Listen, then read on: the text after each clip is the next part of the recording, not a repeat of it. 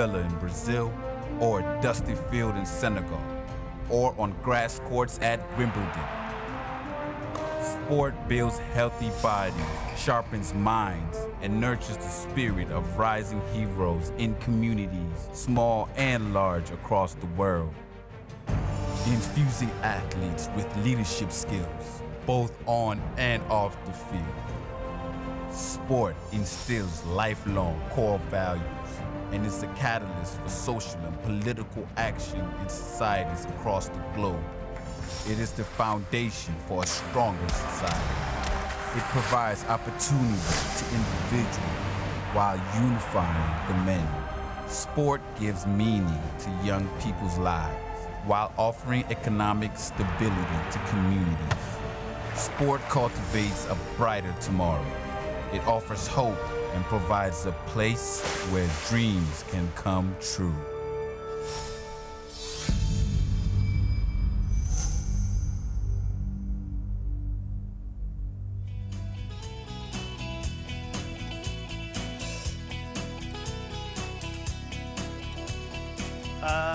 By the way, there'll be on your screens at some stage the Twitter handle for the forum. It's @Doha Goals. The hashtag is #Doha Goals. So if you want to take part in the conversation on Twitter, that's where to go.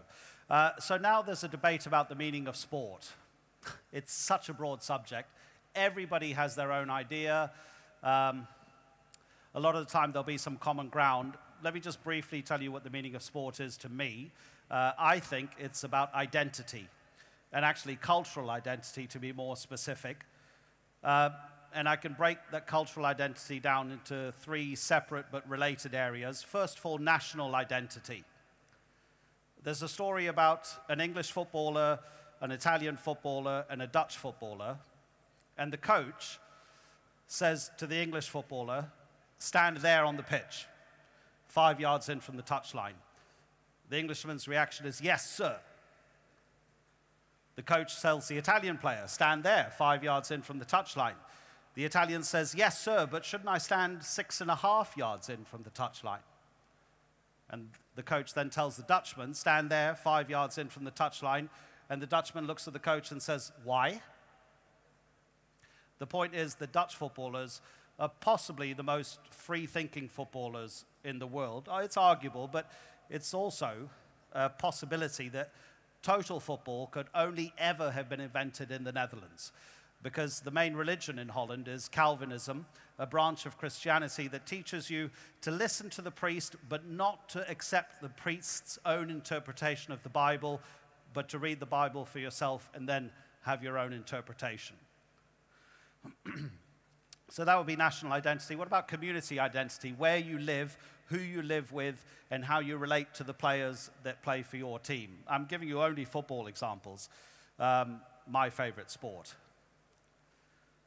Some years ago, River Plate were playing Boca Juniors, the biggest derby, possibly in Latin America, definitely in Argentina. River won 2-0. There was so much violence between the two fans. Two of the opposing fans were killed. And so the Boca fans said, okay, that's 2-2.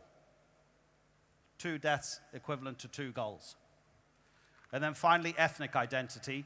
Think back to the Yugoslav wars of the 1990s. There was a man called Zeljko Raznjatovic. His nickname, whatever it was Arkan. He was the man who was in charge of the militia called the Tigers. Arkan was the leader of the Ultras, the extremist fans of Red Star Belgrade. He founded this militia. A lot of them were also Ultras of Red Star Belgrade. At one stage, he took the Tigers to a Croatian enclave. They committed the atrocities that they did, and he came back to the Red Star Belgrade Stadium, and he held up the sign of the main road in that community, and the crowd went wild. He didn't have to say anything. They knew what it meant. Okay, so I've given you 3 pretty sad examples of identity and sport. I can give you many happy ones, and hopefully we'll talk about much happier things, with Lord Coe doesn't need any introduction, but of course I'm going to give him one. Who can forget your face when you cross the finishing line to win that gold medal in Moscow? Two-time Olympic champion in the 1500 meters, 1980-84. Two-time silver medalist in the 800 meters. Dr. Deng YAPING, 18-time world table tennis champion. I couldn't believe it when I read it. And how long were you world number one for? 8 years. Say again? 8 years. Say again? 8 years. Say again? Incredible. 8 years world number one. Amazing. Fantastic. Wilfried LEMKE works for the United Nations. Ban Ki-moon, UN Secretary General, appointed you as your official title is Special Advisor on Sport for Development and Peace, and you took that job in 2008. But actually, with Werder Bremen, you were the General Manager, is that the correct title, of Werder Bremen for 18 years? Nearly 18 years, Incredible. until 99. That's right, and a famous, famous club it is as well. It's a famous club, but right now, let's don't talk about Werder Bremen. We are not so good playing, but I want to add what Tokyo Sexuale said before. There's not only Barcelona and Madrid, but also Werder Bremen had a big number of clubs fighting against racism. Everything goes in cycles. You know, Lord Coe supports Chelsea, and he remembers the bad days. Hani THALJIEH, you work for FIFA now as Director of Corporate Communications? No, Corporate Communications Manager. Corporate Communications the Manager. Communications and Public Affairs Division. But on the pitch, you founded the Palestinian national women's team. The co-founder of the national... And you were the first captain. The first captain ever. What position? Number 10. Number 10. You can guess. The best number in the world. The best number in the world. And Johanna BENSON, in 2012, the games that Lord Coe organized in London became Namibia's first ever gold medalist in any Olympic Games. She won the T37 200 meters. T37, because it's quite technical, T37 is for ambulant athletes who have cerebral palsy, with which Johanna was diagnosed shortly after her birth. And with her is her coach, Belinda Oberholster. So this is your panel, ladies and gentlemen.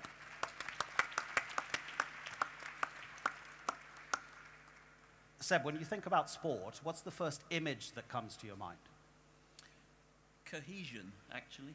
Is that an image? Yes, I think it is. It's, you know, you were talking about the great moments in sport. I know that Ilana Meyer is here speaking in one of these sessions. That moment that she crossed the line with the Kenyan athlete in, I think it was Dorata Tulu, in Barcelona in 1992, summed up the extraordinary journey and then what that could mean on an Olympic track. So there are any number of images that it conjures up, but I don't know any other activity in the world that can bring people together in such a meaningful way than sport. It gets to places that politicians don't get within a country mile of. How much has it changed since you were racing? It's become much more global. Commercially, it's a much more complex landscape. I'm now going to carbon date myself, but I was, you know, really very. I had an interesting career because half of it was really in the amateur era, the 75p meal voucher, the second-class rail ticket, and then suddenly the sport became open in the 80s, and you know, top athletes could then earn handsomely from it. But it is now a very much more complicated and complex landscape, commercially, socially, and actually politically as well. Dr. Deng, does China see it that way as well? And it could be argued that China was sort of almost a latecomer, given the size of the nation, to the international sporting scene in terms of having success. But does it now recognize the power of sport? Actually, Chinese sports are becoming quite stronger now, and we have a very good training system, which is a very concrete training system, which is 3 levels. Spare time sports schools, the first level, and a training system for the provincial level and the national level. So that is we have a massive training the children's, and we can select the best talented athletes become that system. But on the other hand, we have only good at a few really strong sports, for example, table tennis and badminton, but we are really not good at track and field and football. Which I wouldn't tell Liu Jiang that. Yes. Yeah. I know that the track and field world championships will coming to Beijing next year. So hopefully we encourage young people to participate more track and field rather than in table tennis and the sports. Yeah, and for the badminton or the divings. I want to ask you about China's process of developing athletes a little bit later. Wilfried, how does the United Nations get involved in sport? Well, I think first I have to say that IOC and all the big worldwide federations do a wonderful job, and so we should not be involved in elite sport. United Nations is looking on the grassroots level of sports, how we can use sport as a tool for development and peace. So that is the main objective of my work. Can you give us some concrete examples of where the UN has been successful in developing sporting projects that lead to development, that help peace? Yeah, but we are delayed half an hour. I think we should then end at midnight. But to give you some very brief examples.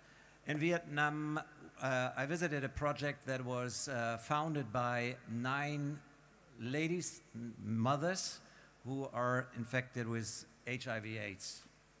And their children were totally excluded in their villages. And they had the idea to organize or to launch a football project for this village. There was no pitch, there was no coaches, no balls, nothing.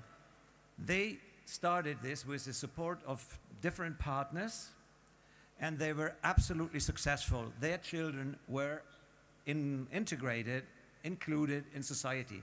The first example. The second example is quite brand new.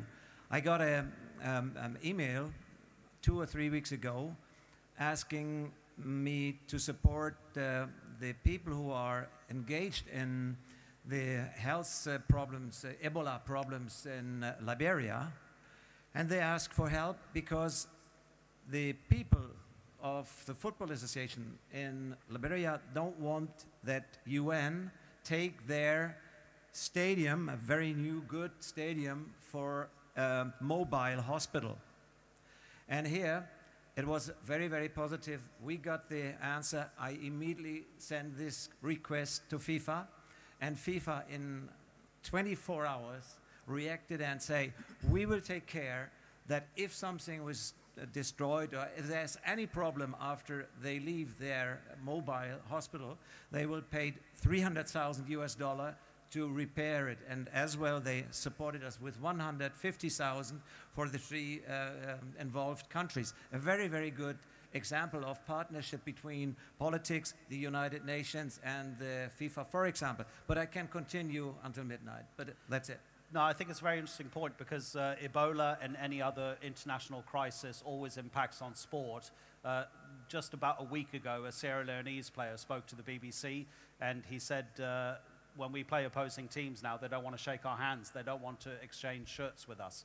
Honey, the Palestinian women's national team, how has that affected social ideas, the local culture in Palestinian territories?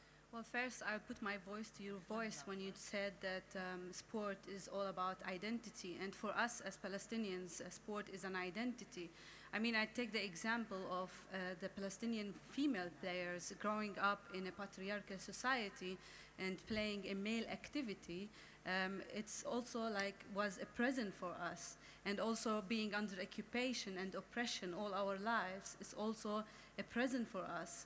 And also as Arab, with the image, with the image that we have with prejudice and stereotypes, it also was a present for us. So football gave us a platform to break out of our presence and have a unique opportunity to practice our sport, to play it fair, and also a pride for our nation to raise our flags high and say, listen, to the world. We are under occupation, we have a lot of prisons and barriers, but we play football, which is a peaceful game, which brings people together, which gives opportunities for young girls to get out of their homes, out of refugee camps, out of less privileged area, and play football free from prejudice, free from barriers, free from restrictions. So, and football took me to that place that I empowered myself and broke all these barriers with my team, with the support from the federation, from the Supreme Council, from all the sports leaders who were very supportive to women in Palestine to get to a nice level. And now we started 10 years ago with 5 female players, but now we have hundreds of female players playing in 4 national teams. And also we can see more and more women in the Palestine Football Association and in the Supreme Council of Youth and Sport. So you're talking about inclusivity, which is always the ideal for sport, and yet there is so much exclusivity still. I mean, not just talking about fans who might be able to go and see games, but also you think about how many Formula One drivers there are in the world. Okay, there are only 20-something. It's such an elite event. Football. There may be hundreds of thousands of professional footballers in the world, but there are millions of kids who aspire to be professional footballers, and they can't. That's a certain kind of exclusivity. And just on Saturday, in Iran, a lady called Gonche Govami, who is a law graduate from London, but Iranian, was sentenced to 1 year in prison in Tehran for trying to watch a volleyball match. Italy's men were supposed to play Iran's men. She was arrested 4 months ago, and now she has a 1-year prison sentence. And the state says, it was a closed court, says that she was engaged in anti-regime propaganda. But who's going to get her released? What sort of international pressure, for example, can the United Nations bring, Wilfried? Yeah, I've been in Tehran 1 year ago, and I joined the volleyball match between Germany and Iran. I was invited by the German Federation, and I was wondering, because there were women in the hall, but they're only working, journalists and others. There were women in the hall. And I think it is incredible that this lady, if it would be just the fact that she was demonstrating for the rights of women, that she has to go to prison. Immediately when I read this story, I get in touch with the embassy in Geneva, the Iranian embassy, and we are still waiting for an explanation, because this is absolutely not the way that we want to deal with women in sports. It must be, of course, we must respect some cultural backgrounds, but on the other hand, we cannot accept that Iranian women, will now be punished with 1 year going to prison, only because she said we would join the match of the Iranian team because she wants to cheer their team. And it's so absolutely clear for me, from my personal point of view, that we should try to change this, and we will do it in a very appropriate way, because we are diplomats, and from the UN we cannot take a tank. We just have to do it with good arguments. And I'm really looking forward, no, I'm not looking forward, I hope for a change, and with or through communications. Seb, David Cameron's involved in this, isn't he, in some way, making some sort of call? Well, actually, the point I was going to make, I think, is one that we shouldn't overlook. And in a way, I guess it sort of buttresses the observation I made at the beginning, that sport can actually get to places and shine a light on conditions that politicians tend not to be able to do. Would we, had that not taken place, and I don't know the background to this story clearly, but had that issue not taken place in a high-profile sports event, would we be sitting on this panel tonight discussing it? So I think we do have to always make the point that sport is never an inhibitor of social change. In fact, the International Olympic Committee has made some of the most far-sighted and brave decisions to go to places that at the time the erudite scribblers have sort of sat and said, well, you can't possibly do that. You know, Moscow in 1980, a decision made in 1973. I went. I also like to feel that I was at least a part of the infancy of change. In 1988, we went to Seoul when 50% of the world didn't recognize them diplomatically.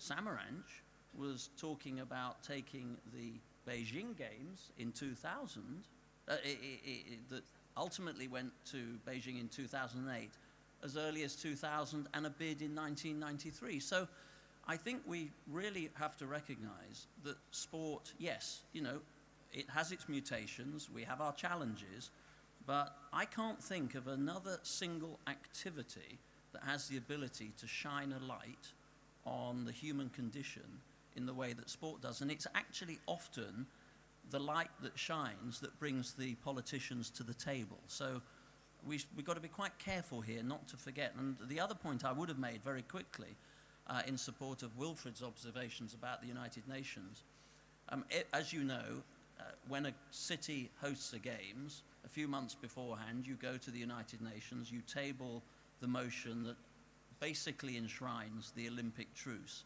For the first time in United Nations history, the Olympic truce motion, actually any motion, was countersigned by every signatory and every nation.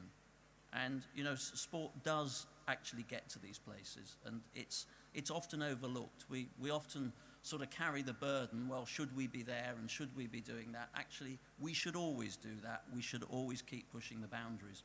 Yeah, so again, you're talking about inclusivity.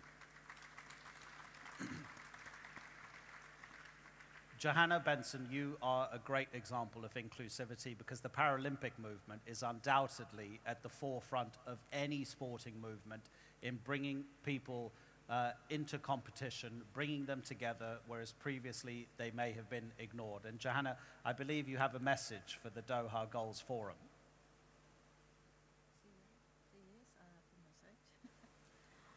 Yes, I have a message.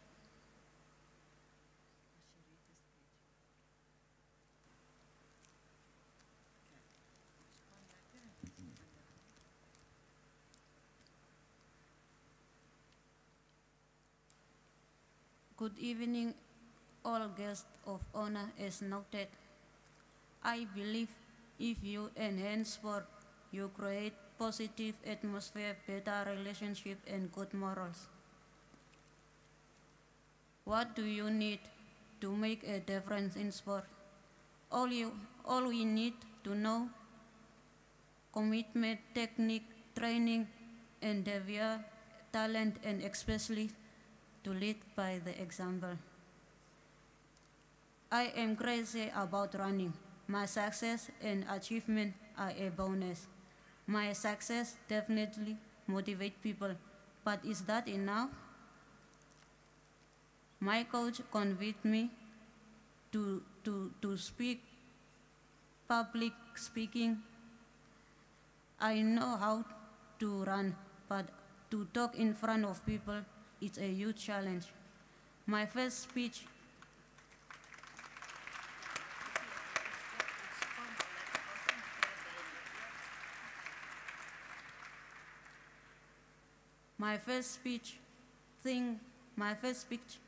think outside the box gave Wolfish Bay High School a view on the Commonwealth Games in Glasgow.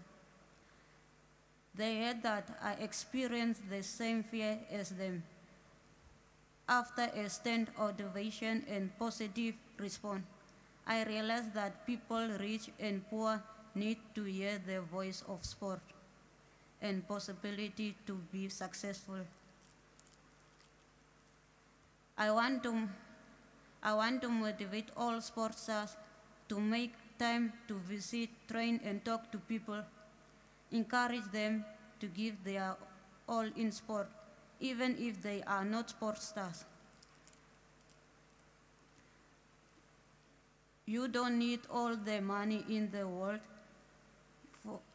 For example, need one soccer ball to set a soccer team and keep 22 kids busy for hours.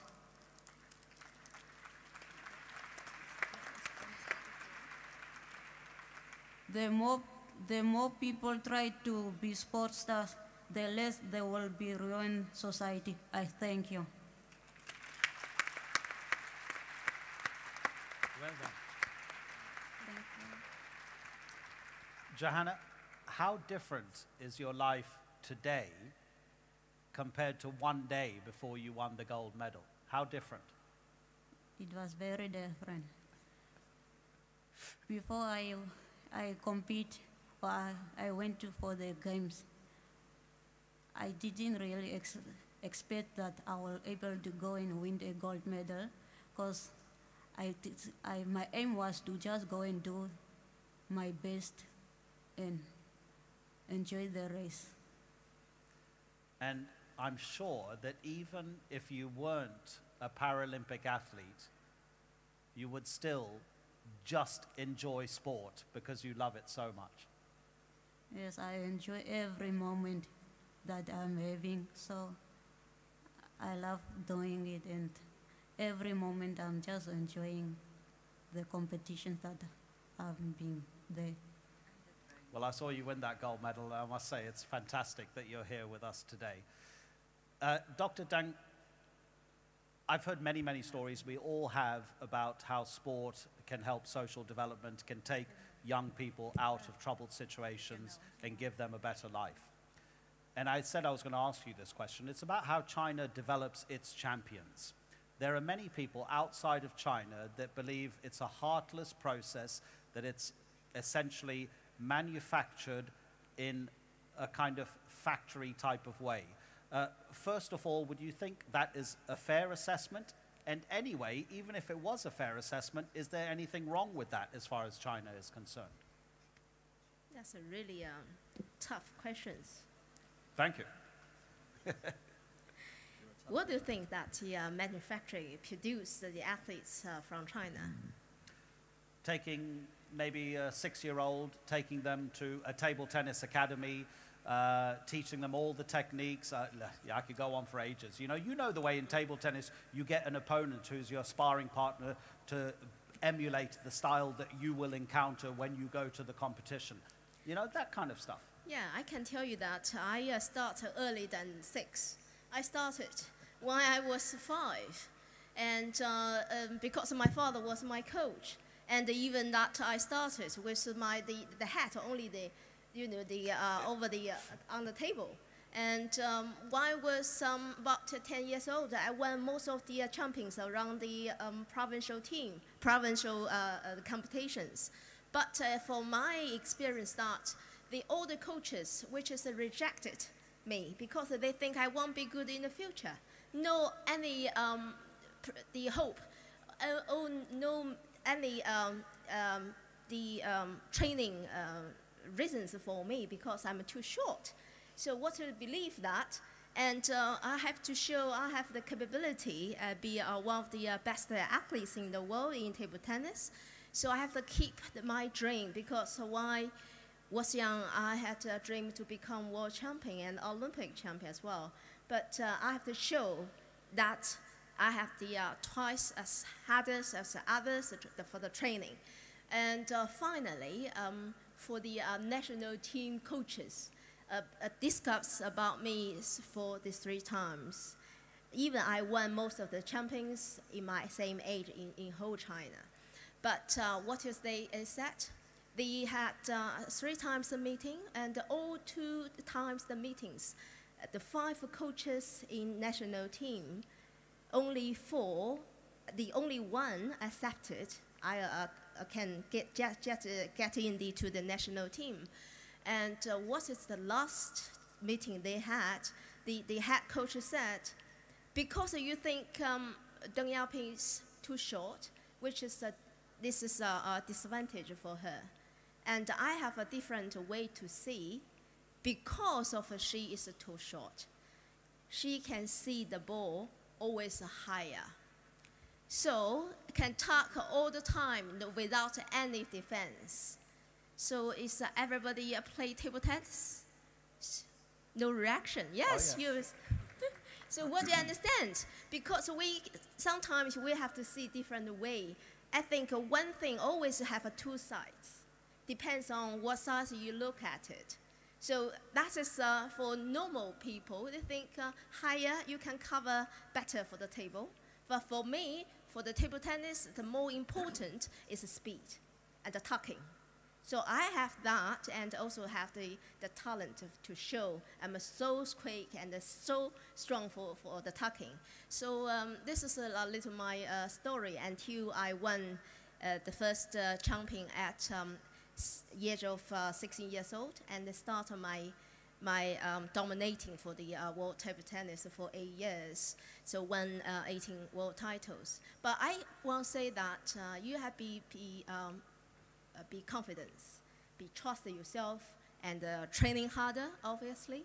And also I meet so many good people and the coaches to helping, even the teammates to help me. So I think the training, everybody the same for the world athletes. Even you can ask Lord Cole. We have a training extremely hard. Otherwise, you can't become the world champions. So I think not only for China, everyone the same. Okay, we are actually out of time, but Seb, you want to say something? Well, I was just smiling when I heard the question and then the answer, because I remember in my early teens finishing a training session at the side of a municipal track in the city that I was brought up in Sheffield.